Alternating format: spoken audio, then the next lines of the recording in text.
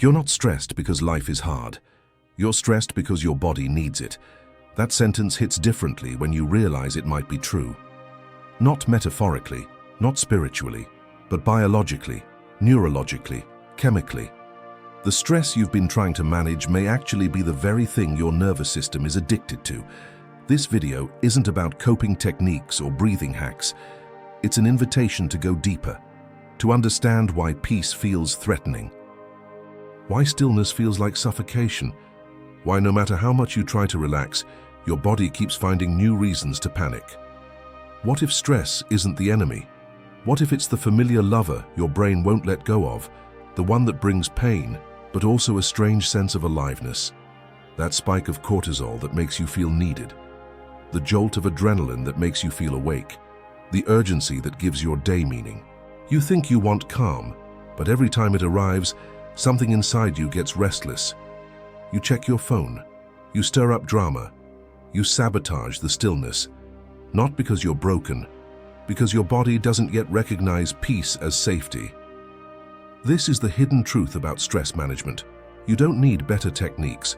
You need a new identity, one that doesn't rely on urgency to feel real, one that doesn't confuse anxiety with productivity, one that doesn't chase tension just to avoid silence.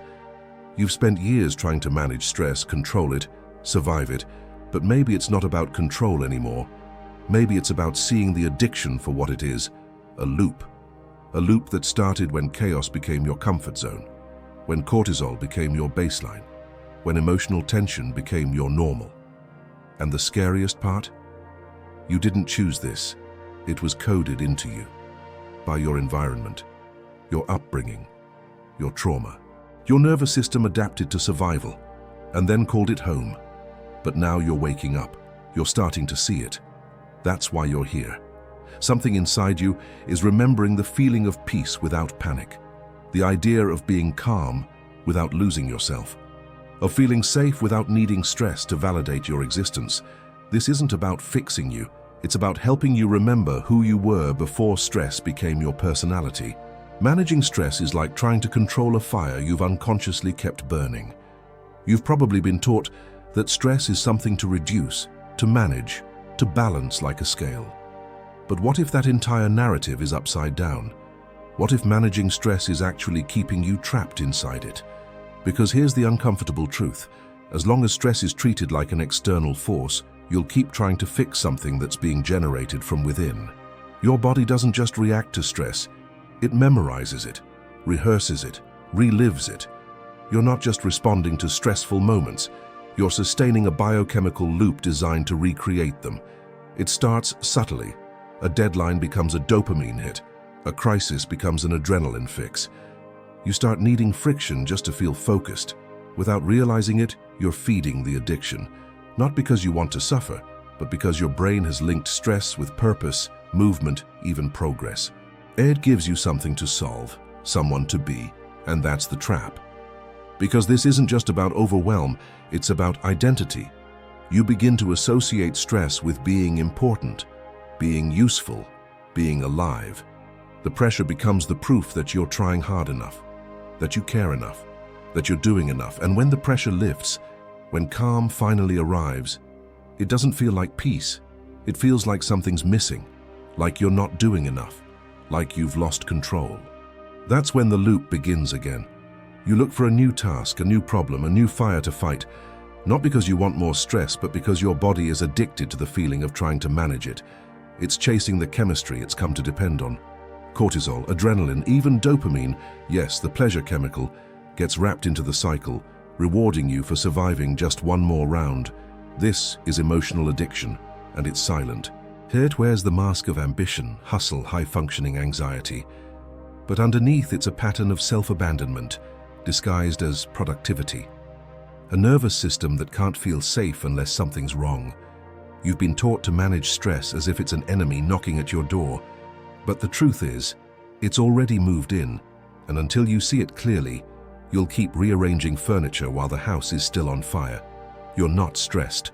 You're just used to being someone who needs stress to feel alive. This is the part that hits the hardest, because it's not about what's happening around you, it's about who you've become inside it. Your nervous system isn't reacting to reality. It's reacting to memory, to patterns, to a baseline forged in environments where being calm meant being unsafe, where silence meant something bad was about to happen, where waiting for the next hit of chaos wasn't just a reaction, it was preparation. And over time, your biology adapted, not because it's broken, because it's brilliant, because it wants to protect you, but in that process, it wired stress into your sense of self. That's how stress becomes identity. When the body equates stillness with danger and movement with control, you stop seeking peace and start surviving your own nervous system. You don't even know you're doing it. You call it overthinking. You call it having a busy mind. You call it being driven. But underneath all those labels is a system that's constantly scanning for what could go wrong. A system that thinks stress means readiness, that calm means vulnerability, and that quiet means you're not doing enough to survive the next hit. This is how trauma becomes a personality, not through big events only, but through small, repeated experiences that taught your brain one lesson. If I stay on edge, I stay in control. If I relax, I lose power. And so, the wiring locks in. Not just mentally, but physically. Muscle memory, breath patterns, thought loops. You walk with tension in your shoulders, speak with urgency in your voice, sleep with anxiety in your chest, not because you want to, but because your body doesn't trust the world without it. And if your baseline becomes stress, anything that threatens to reset that baseline will feel unsafe. Love will feel too soft. Presence will feel too slow. Ease will feel suspicious. You'll chase highs not to feel better, but to avoid the terror of not feeling anything at all. And every time you try to change, every time you try to heal, that old version of you will resist. Not because it's evil, but because it thinks it's keeping you alive. So when you try to breathe deeply, when you try to meditate, when you try to pause, and your mind suddenly screams that something is wrong, that's not failure. That's the body asking, are we sure it's okay to feel safe? That's the nervous system checking if the new way is safe enough to replace the old. That's your subconscious asking for proof that this calm won't cost you everything you've built on top of stress. Because when stress becomes identity, the scariest thing isn't being overwhelmed, it's letting go. It's surrendering a version of yourself that knows how to function in crisis, but doesn't know how to live in peace. It's releasing the version of you that only feels worthy when things are intense, chaotic, or on the brink of collapse. But here's the truth no one told you. That version of you isn't wrong. It's just outdated. It was built to keep you safe in a world that no longer exists. It was necessary then. It was intelligent then. But now it's costing you more than it's giving. And your nervous system is ready for a new assignment, to learn that safety can exist without hypervigilance. That peace isn't punishment. That calm isn't the absence of power. It's the presence of trust.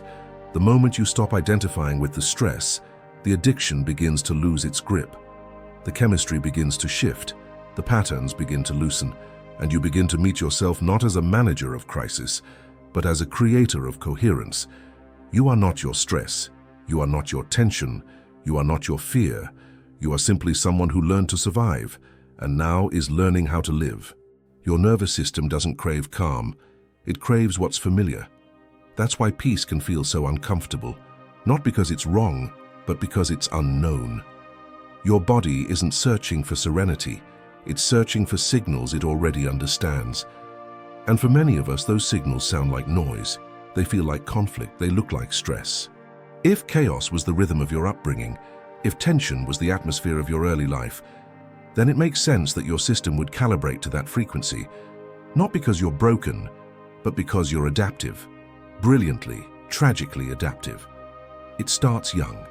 You're not handed a nervous system that knows how to relax. You're trained into one. Every room you entered, every adult who walked in stressed, every silent withdrawal, every unpredictable shift in energy. These weren't just psychological experiences. They were physiological trainings. You learned that being alert kept you safe, that being one step ahead protected you, that feeling everything all the time meant you might catch the threat before it exploded. And now, stillness feels like danger. Calm feels like exposure. Safety feels like the absence of control, because when you remove the noise, all that remains is you. And for someone who's never known themselves outside of survival mode, that silence can be terrifying. Your nervous system doesn't interpret peace as peace. It interprets it as a gap, a vulnerability, a lack of data. And so it fills that gap with the familiar: worry, control, distraction, movement. This is where healing gets misinterpreted. You think you're doing it wrong because calm doesn't feel like what you expected. You sit down to breathe and suddenly your skin feels like it's crawling. You finally have a quiet moment and your thoughts scream louder. You create space and everything rushes in. But that's not a sign of failure. It's a sign that your system is detoxing. It's recalibrating from a life lived in tension. It's trying to make sense of a new environment where there's nothing to fight, nothing to run from. Just a stillness it doesn't know how to trust yet. This is the paradox of nervous system healing. The better it gets, the worse it can feel at first. Because you're no longer running. And without running, the old energy has nowhere to hide. It surfaces, it shakes, it pulses, it speaks, and your job isn't to fight it. Your job is to witness it without trying to fix it, to teach your system, moment by moment, that calm isn't the enemy. This is where the polyvagal theory becomes relevant. Stephen Porges describes how the vagus nerve, responsible for regulating your heart rate and social engagement, holds the key to your felt sense of safety. But it doesn't respond to logic. It responds to tone, to rhythm, to breath, to touch. You can't think your way into calm. You have to show your body or through experience that safety is now allowed. So when your hands shake in meditation, when your chest tightens in stillness, when your mind rebels in the absence of stress, remember, this is not regression. This is recalibration. This is the release of a lifetime's worth of overactivation. You are not breaking down. You are breaking through.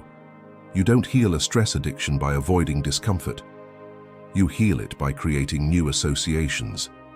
Calm with connection, stillness with presence, rest with safety.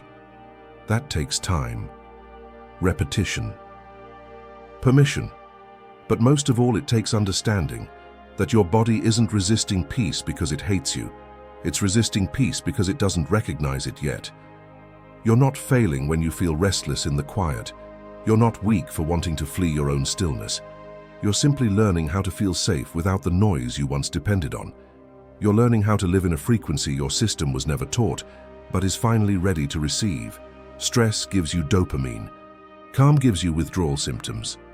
This is the biological trap no one warned you about. The reason you can't stop overthinking. The reason your body tenses even in the absence of danger. The reason silence feels suffocating and doing nothing feels like dying. It's not because you're undisciplined. It's not because you lack motivation. It's because your nervous system is chasing a chemical cocktail. And you've been trained to call it productivity, drive, or high-functioning survival. Let's be clear. Stress is a biochemical event. When a threat is perceived, whether real or imagined, the body floods with cortisol and adrenaline. These hormones sharpen your senses, increase your heart rate, focus your attention. They prepare you for movement, for defense, for control. But they don't come alone. In the chaos, dopamine shows up too. And dopamine is what makes the pattern addictive. It rewards the tension. It reinforces the urgency. It makes the emotional spike feel satisfying. Not because it's pleasant, but because it's familiar and neurologically stimulating. Dr. Robert Sapolsky, a leading researcher on stress and behavior, explains that the anticipation of stress, not the resolution, is what activates the reward centers in your brain. You don't need an actual threat. You just need the possibility of one. And in a world wired for constant stimulation, your brain doesn't have to look far to find it. Notifications, deadlines, emotional friction, even internal narratives. The brain doesn't differentiate between a tiger in the jungle and an unread email marked urgent. The chemical reaction is the same. And this is where the cycle cements itself. You feel stressed, your body reacts. Dopamine spikes and your brain learns. This is useful. This is rewarding. This is what aliveness feels like. So when you try to rest, the opposite happens. There's no spike. no reward, no high, just stillness, just softness, just the absence of what your body has been taught to crave, and that absence feels like a void, like a come-down, like withdrawal, because that's what it is. When you remove stress from a system that's learned to run on it, the body panics. Not because something is wrong, but because nothing is happening. And nothing becomes terrifying to a brain that equates stillness with vulnerability. You start to wonder what's missing. You stir the waters just to feel the waves. You chase new tension because it's the only rhythm your body remembers how to dance to. This is how you end up chasing stress like it's a source of purpose. Not because you want to suffer, but because your chemistry rewards the spike. This is why your rest feels shallow, why your days off feel unsettling, why you can't sit still even when there's nothing to do. The addiction isn't to pain, it's to the chemistry that comes with it. Dr. Andrew Huberman, a neuroscientist at Stanford, explains that neuroplasticity, your brain's ability to rewire itself, is driven by intensity. But here's the key. You can choose what kind of intensity rewires your system. It doesn't have to be chaos. It can be awe, gratitude, deep presence, slow breathing, intentional movement. But for that to work, you have to interrupt the loop. You have to stop feeding the body the stress it thinks it needs just to function. And that requires more than awareness. It requires compassion. Because if your body is addicted to the high of stress, then your healing will feel like grief. You're letting go of the identity that felt powerful through pressure. The version of you that measured worth by exhaustion. The self that only felt alive when it was overwhelmed. It takes courage to choose calm when your chemistry is screaming for a spike. But that choice is where the rewiring begins. Not just in your brain, but in your spirit. In the space where peace becomes more than a practice, it becomes a home your body finally remembers how to return to. You've mistaken urgency for purpose. It's subtle.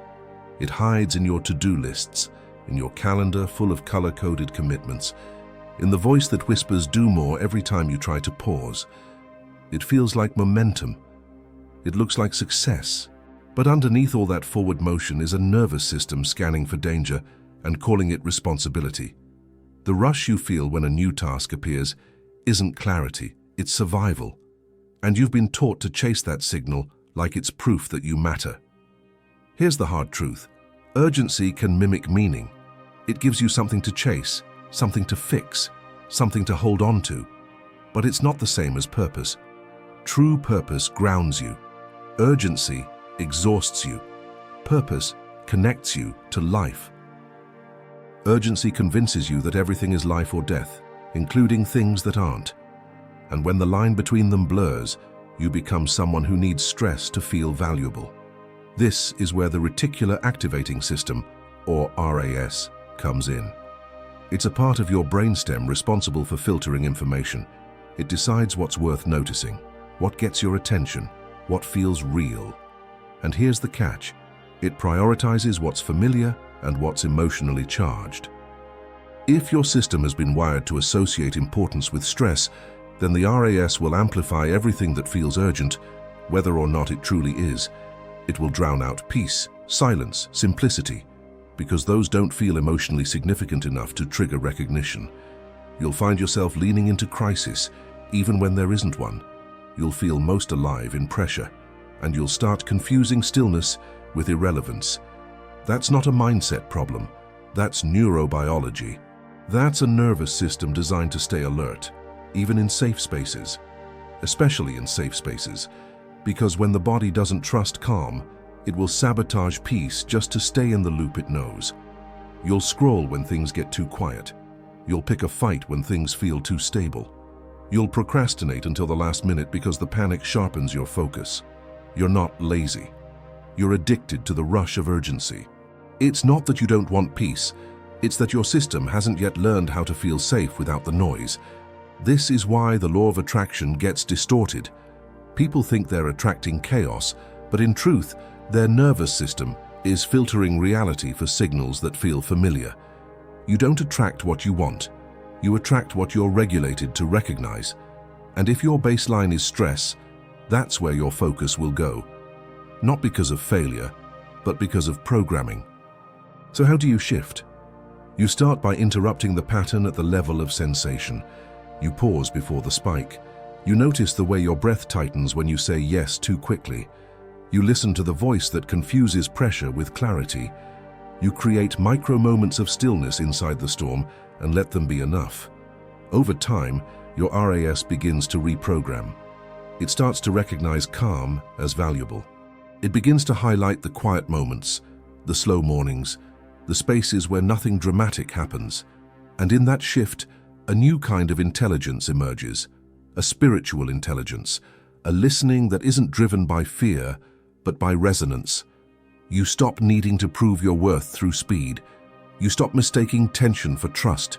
You begin to embody purpose that isn't reactive, but rooted.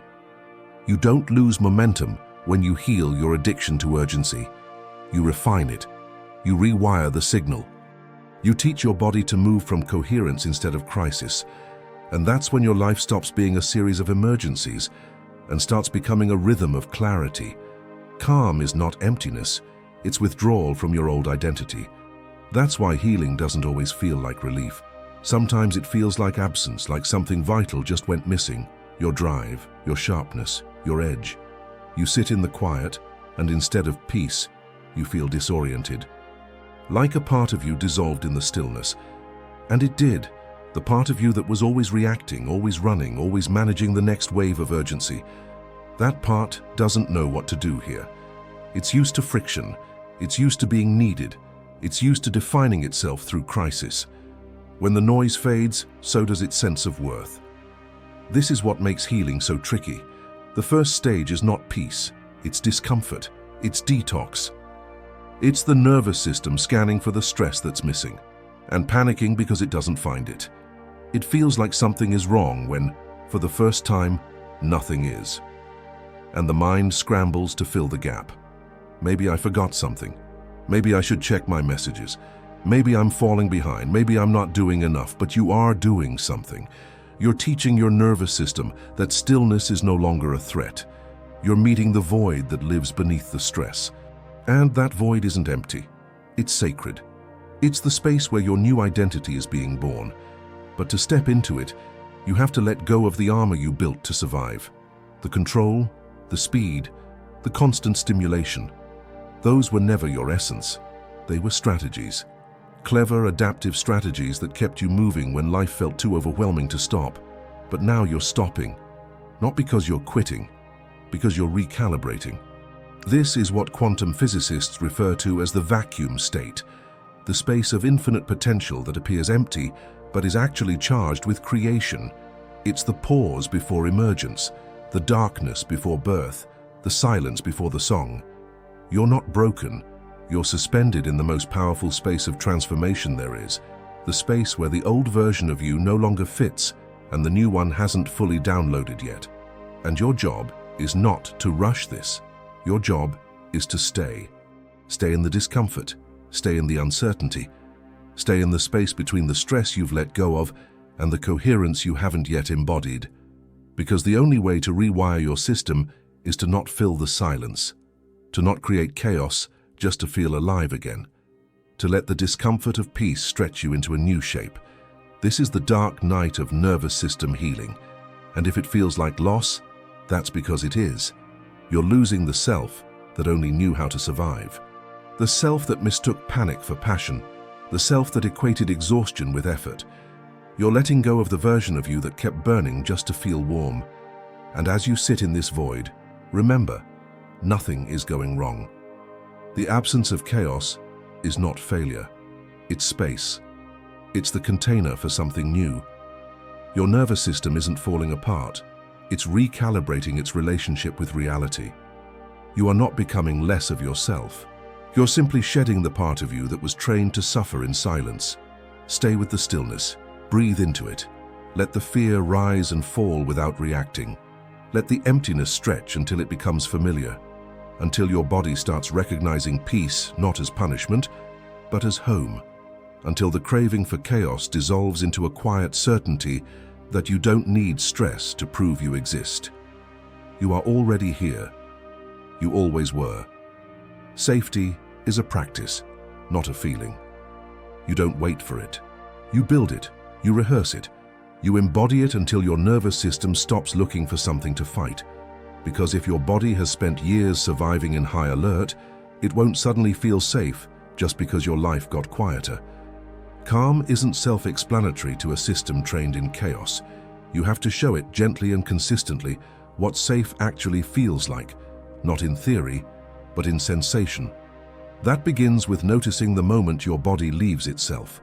The subtle tension in your jaw when you say yes too quickly. The shallow breath when a notification appears. The tight shoulders when you're alone with your thoughts. These are not just stress reactions. They are the language your nervous system speaks. And if you want to teach it a new language, keys one of safety, presence, and trust, you have to speak to it where it lives. In breath, in rhythm, in body. This is where neuroplasticity becomes not just a concept, but a tool. Your brain changes through repetition. And the most powerful repetitions are the ones you do when no one's watching. In the moment between reactivity and choice. In the pause between old triggers and new responses. Every time you breathe slower instead of rushing. Every time you soften instead of tightening. Every time you notice without judging, you're rewiring the circuitry that used to run on tension. Dr. Joe Dispenza calls this rehearsing a new identity, not visualizing for the future, but embodying the future now. Imagining the version of you who feels calm, walking into the same room that once triggered panic. Imagining the version of you who speaks slowly, who rests deeply, who doesn't need stress to validate their importance. And then living as if that version already exists, because in the quantum field it does. You're not becoming that person. You're returning to them, but you don't return with force.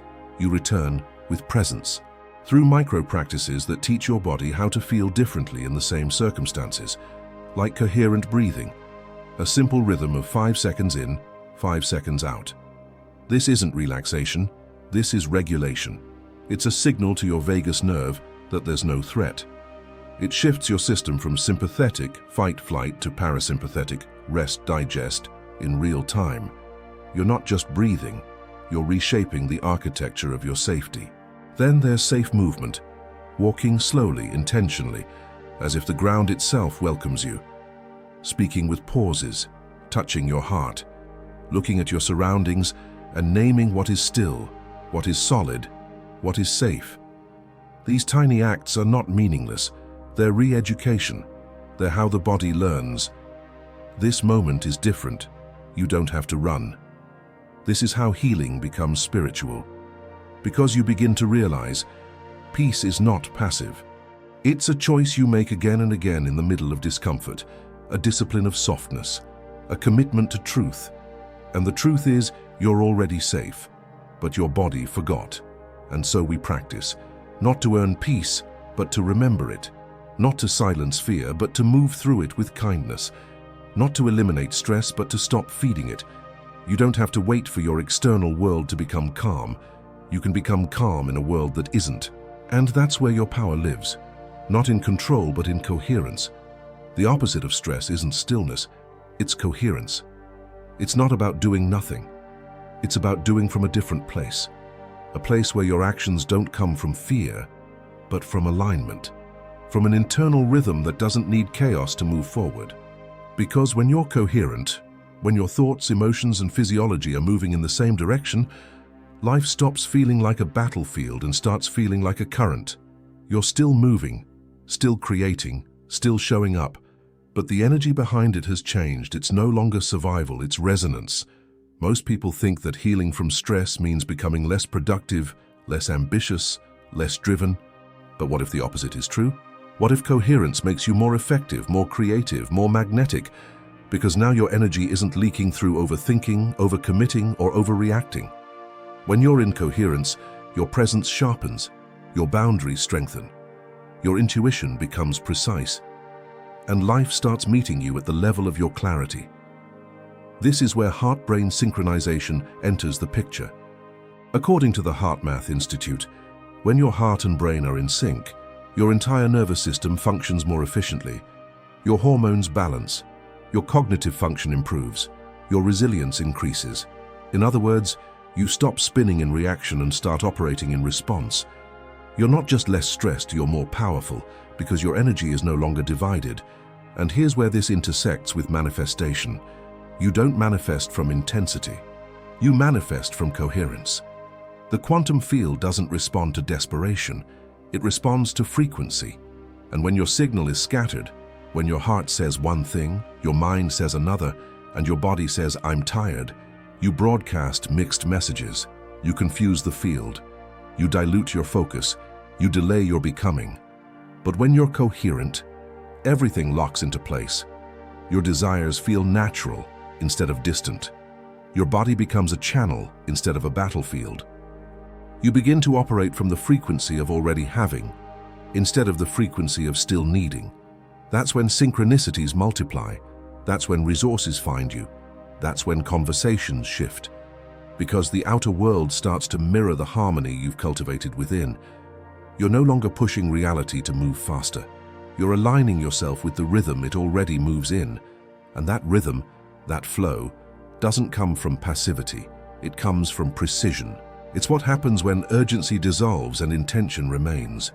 When your choices are no longer made from lack, but from knowing. When your next step doesn't come from panic, but from peace. And coherence is not a concept you memorize. It's a practice you embody. It starts with small things. Breathing before speaking. Noticing before reacting.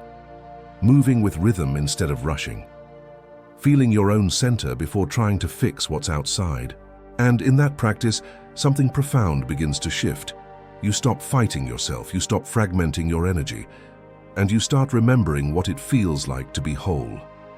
This isn't about perfection, it's about congruence, a felt sense that what's happening inside of you is no longer at war with what you're trying to create outside of you. That's coherence. And once you feel it, even once, you'll recognize how much stress was just a symptom of internal misalignment. Coherence doesn't make life easier. It makes it clearer. It makes you powerful without tension, focused without pressure, expressive without fear. Because now you're moving with life, not against it. You don't need to manage stress. You need to remember who you were before you needed it. That's the invitation, that's the moment we're circling back to. Because beneath all the noise, the urgency, the exhaustion, the loops of tension, there's a version of you that never depended on stress to feel valuable. That never confused chaos with meaning. That never had to prove their worth through overwhelm.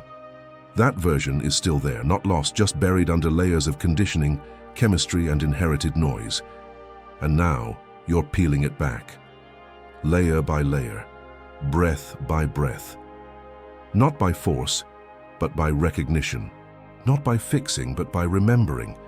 Because this isn't about changing who you are. It's about reclaiming who you stopped being the moment stress became your strategy for safety. There's a moment, and maybe it's this one, when the weight you've carried starts to feel optional. When the stories you've believed begin to sound like echoes instead of truth. When you realize that the way I've always been is not your identity, it's just your training. And training can be unlearned. This is the power of neuroplasticity, of consciousness, of grace. You are not cement, you are fluid, electric, malleable. Your brain is still learning. Your nervous system is still listening. Your identity is still unfolding. And every moment you choose to feel instead of flee, to breathe instead of brace, or to soften instead of tighten, you're showing your entire system a new way to be. The path out of stress isn't a straight line, it's a spiral. You'll revisit old patterns, old sensations, old versions of yourself, but this time you'll meet them differently. With compassion instead of judgment, with curiosity instead of panic, with the steady knowing that who you were in survival mode isn't who you have to remain. So who are you without the stress? You are grounded, you are coherent, you are deeply present and profoundly powerful. Not because you force life to obey you, but because you're finally aligned with what life wants to give you. And what life wants to give you is not more pressure. It's more presence, not more weight, but more room to be who you already are, without the armor, without the fight, without the chemical dependence on urgency to feel alive. You don't need stress to be someone. You already are someone. And the more you release the identity built around tension, the more clearly you'll hear the whisper of your original self, the one that never needed chaos to feel real, the one who trusts the timing, who breathes with the rhythm of creation, who creates from overflow, not lack. That's the new identity you're stepping into, and you don't step into it by striving. You anchor it through choice, through attention, through presence, every day, every breath. You become it not all at once, but moment by moment, until the old self no longer feels like home. Now close your eyes for just a second and ask yourself one question. What is the one word that defines who I am becoming? Let it rise from your body, not from your mind. Let it speak for the version of you that no longer needs stress to feel worthy.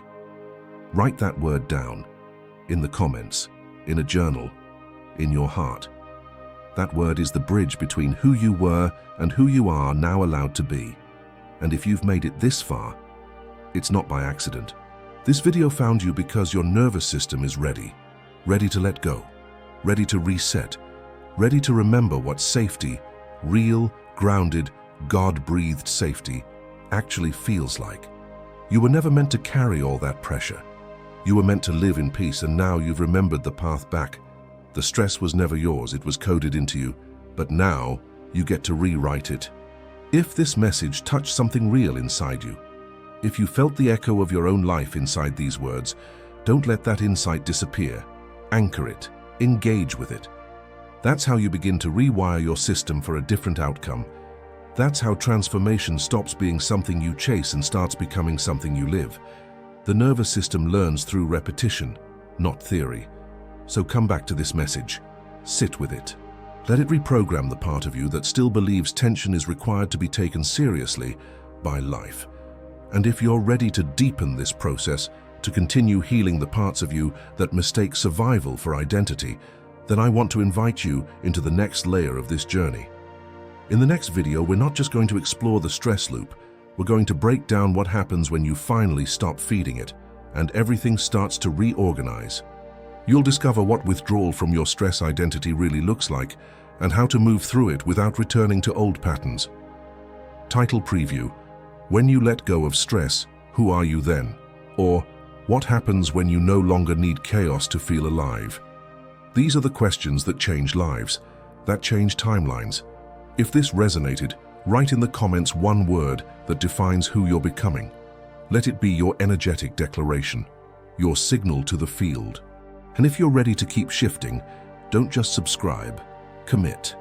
Turn the bell on. Share this with someone whose nervous system is still holding the weight of an identity they're finally allowed to outgrow. This is how we heal together, not through information alone, but through activation, through remembrance, through choosing peace on purpose. Because peace isn't a luxury, it's your original frequency, and your nervous system was always meant to find its way back home.